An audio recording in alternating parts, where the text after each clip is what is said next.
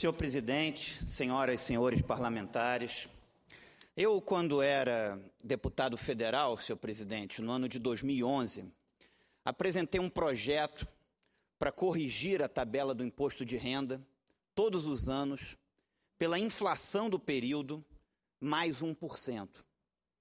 No ano de 2011, ano que eu protocolei esse projeto na Câmara dos Deputados, a defasagem da tabela do imposto de renda era de 64,1% nos últimos 16 anos. Portanto, 8 anos de governo Lula, mais 8 anos de governo Fernando Henrique. Esses 16 anos, 8 anos de governo Fernando Henrique, mais 8 anos de governo Lula, continham uma defasagem na tabela do imposto de renda de 64,1%. Portanto, o brasileiro estava pagando 64,1% mais do que deveria de imposto de renda. Eu apresentei um projeto para corrigir os limites de isenção dessa tabela, para que o brasileiro pagasse menos impostos, nos seguintes termos: a inflação anual, a reposição da inflação anual, mais 1% por ano, para que tivesse, de forma gradual, a recuperação do poder aquisitivo do trabalhador brasileiro. Na Câmara dos Deputados, no ano passado, votei a favor da correção da tabela do imposto de renda, dos limites de isenção da tabela do imposto de renda, em 6,5%. A presidente Dilma vetou essa proposta, vetou essa medida. E eu quero aqui fazer esse debate e defender aqui a derrubada do veto da presidente, para o bem do trabalhador desse país, para o bem do contribuinte desse país. Eu falei que a defasagem, quando eu fiz o estudo, no ano de 2011, dos últimos 16 anos, era de 64,1%. Ora, nos últimos 4 anos, a defasagem ainda aumentou, porque a correção da tabela foi de 4,5% anualmente nos últimos 4 anos, enquanto a inflação anual beirou o teto da meta, beirou 6,5%. Isso, a inflação oficial. Porque o brasileiro que faz as suas compras todos os dias sente nas ruas uma inflação ainda maior do que a inflação colocada pelos números oficiais. Portanto, eu quero defender aqui a derrubada desse veto, dizer que o meu voto vai ser pela derrubada do veto e dizer que a recuperação do poder aquisitivo do brasileiro deveria ser um compromisso de todos aqueles que têm responsabilidade pública. O meu projeto não era um projeto irresponsável na época da Câmara. Era um projeto que devolvia a inflação anual mais 1% ao ano, de forma gradual. Eu não queria recuperar os 64,1% todos de uma vez. Eu queria que devolvesse a inflação mais 1% ao ano. O governo, nos últimos 4 anos, não só não recuperou a inflação, que beirou 6,5%, como deu apenas 4,5%. E agora não aceita os 6,5%, que é a inflação anual. E não mandou ainda uma medida provisória, nem colocando os 4,5%. Que, aliás, garantiria uma perda de 2% do ponto de vista absoluto, todos os anos para o contribuinte. Ou seja, o governo sempre corrige o limite de isenção abaixo da inflação anual e vai aumentando a sua arrecadação. Todos os anos o governo bate recordes de arrecadação tributária e não melhora a qualidade dos serviços públicos, não melhora para o contribuinte. Eu concedo uma parte ao senador Cássio Cunha Lima. Senador, para cumprimentá-lo pela oportunidade do tema trazido à tribuna, lembrando que no próximo dia 24, semana que vem, nós estaremos reunidos no Congresso Nacional, exatamente para analisarmos os vetos presidenciais, vetos estes que passam a ser em votação aberta, o que permitirá mais uma vez, que a sociedade e o contribuinte brasileiro possa acompanhar o posicionamento dos seus representantes. Nós estamos aqui numa democracia representativa e a transparência que foi dada com a mudança do sistema de votação, que era secreto, para o voto aberto, permitirá o acompanhamento da sociedade, dos contribuintes, para essa questão do reajuste da tabela do imposto de renda, que nada mais é, traduzindo de forma simples e direta, um aumento de impostos. A população está sendo onerada na sua tributação. Inclusive hoje, de forma muito oportuna, o Correio Brasiliense traz uma análise que complementa as informações que Vossa Excelência traz, no que diz respeito ao acúmulo de reajustes que estão sendo feitos na tabela do imposto de renda, o que aumenta naturalmente a carga tributária do contribuinte brasileiro, uma vez que uns passam a pagar, estavam na faixa de isenção e passam a ser taxados no imposto de renda, e os que já eram tributados passam a ter uma contribuição, um pagamento de imposto ainda maior. Quero antecipar desde já que não apenas o meu voto pessoal, como também tenho certeza que o voto de toda a bancada do PSDB no Congresso Nacional, na Câmara e Senado, será naturalmente pela derrubada do veto presidencial, para não penalizar ainda mais o contribuinte brasileiro. O governo provocou a doença fiscal que o país vive hoje e chama o contribuinte para tomar o remédio, pagando mais impostos. Isso não está correto, isso não está justo, e estaremos juntos, senador Rigolfi, lutando para a derrubada do veto presidencial. Cumprimento Vossa Excelência, mais uma vez, pela oportunidade e pela relevância do tema trazido nesse instante na tribuna do Senado. Muito obrigado, senador Cássio Cunha Lima. E dizer que a nossa responsabilidade aqui não é olhar partido, não é olhar simplesmente o interesse do governo, é olhar o interesse do Brasil, dos brasileiros. Eu defendo o que é justo. Eu quero ser ganho pelo argumento, eu quero que me convençam de que aquilo não é o correto. Eu queria que alguém me convencesse que é justo o trabalhador brasileiro não ter uma correção, sequer é a inflação do período. Eu queria que alguém me dissesse, que me convencesse do contrário. Se me convencer, tudo bem. Mas como o brasileiro paga uma inflação dessa e na hora de pagar, corrigir a tabela, corrigir os limites de isenção da tabela do imposto de renda, aí não se faz pela inflação do período, se faz sempre menor do que a inflação do período. E como disse o senador Cássio Cunha Lima, o governo aí tem um ganho real de arrecadação, aumenta a sua arrecadação real, já que sempre os limites de isenção são corrigidos num patamar inferior à inflação do período. Eu concedo uma parte à senadora Ana Amélia. Senador Rigolfi, esse tema integra a pauta das centrais sindicais há muitos anos.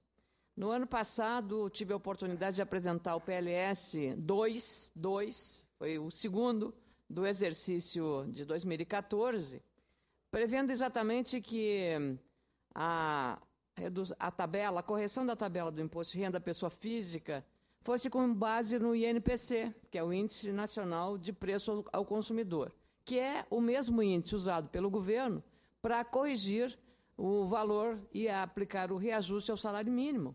Seria uma forma, digamos, adequada para levar mais justiça social aos trabalhadores. E nesse aspecto, a derrubada deste veto se impõe como uma necessidade. Como disse muito bem Vossa Excelência, não é um tema partidário, é um tema de interesse da classe trabalhadora, alguns dos quais são filiados ao PSDB, ao PDT, o seu partido, ao meu partido, ao PMDB, ao PT, como senador Paim, a todos os partidos políticos aqui representados nessa casa, 28 dos quais na Câmara Federal e 16 partidos aqui no Senado.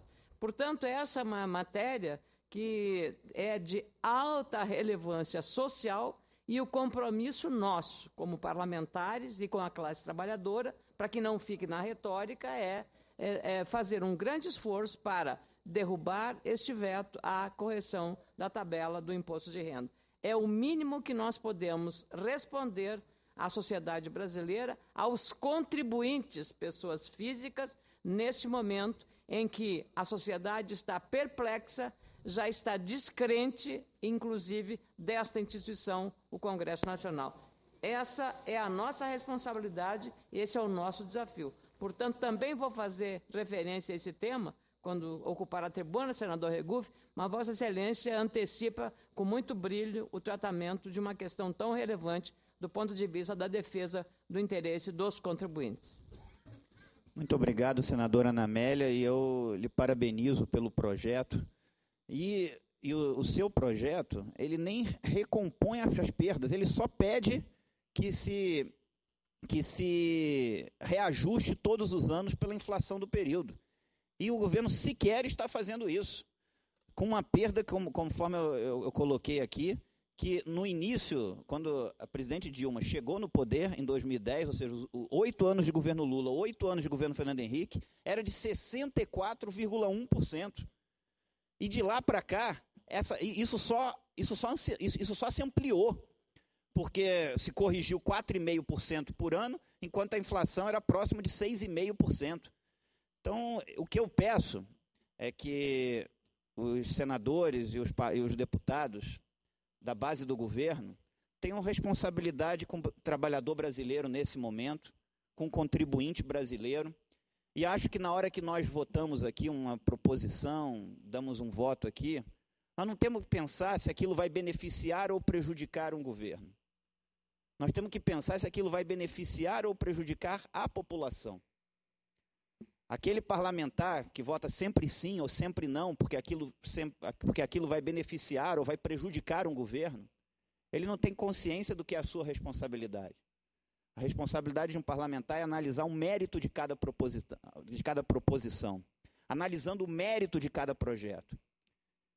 Portanto, eu quero aqui fazer um apelo pela derrubada do veto da presidente e para que o Congresso Nacional, como instituição maior legislativa desse país, conceda aos trabalhadores brasileiros um reajuste do limite da isenção da tabela do imposto de renda em 6,5%, que inclusive é menor do que a inflação sentida nas ruas pelos brasileiros, apesar de ser inflação oficial.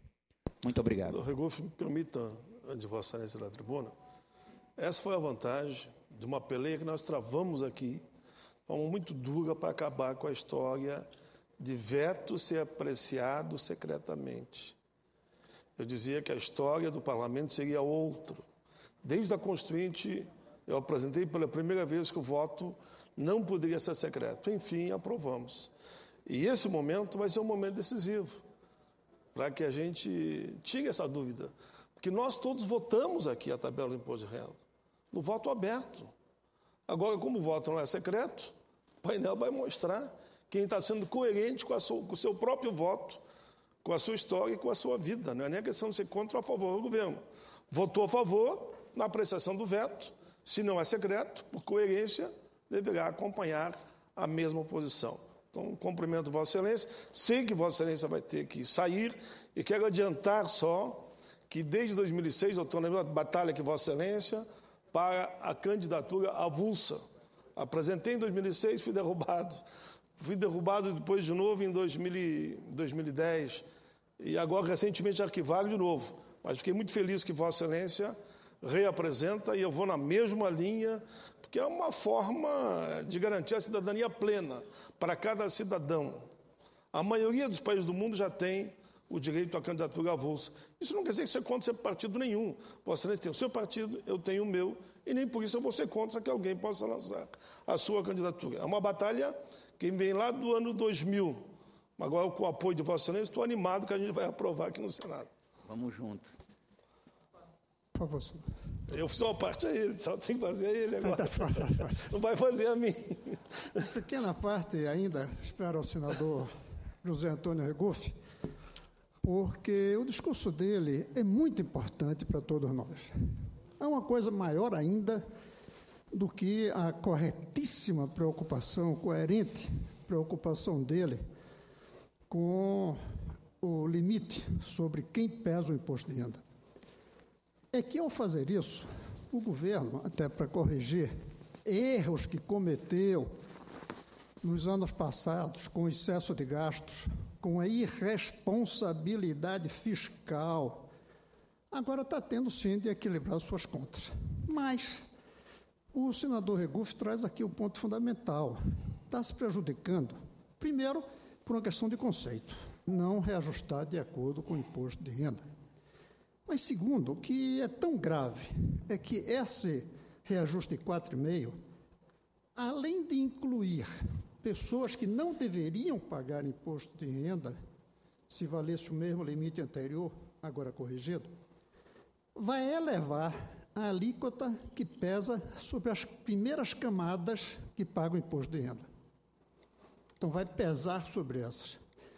E não vai mudar a alíquota das camadas mais altas. Ou seja, é uma proposta claramente concentradora da renda. Eu até entendo que o governo tem que fazer ajustes. Tem-se. E não foi falta de alertas de muitos de nós. Aqui eu vejo, sobretudo, a senadora Ana Amélia e eu próprio, de que um dia ia acontecer isso.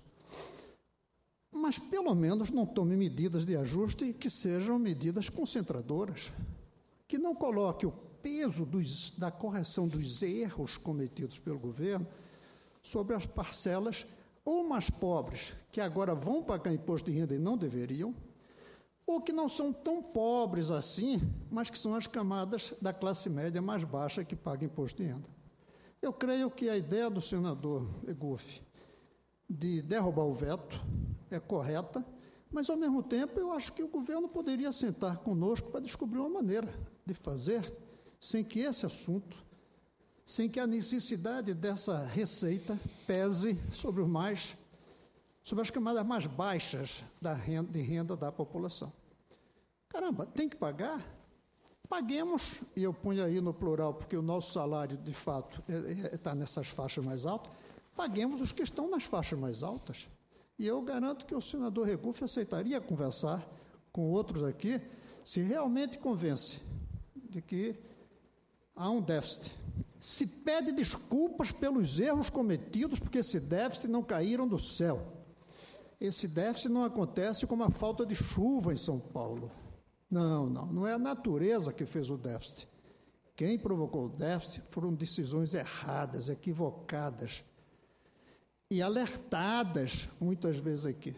E os nossos alertas eram ridicularizados, senador Regufe, ridicularizavam a nós que alertavam. A senadora Ana Amélia se lembra disso.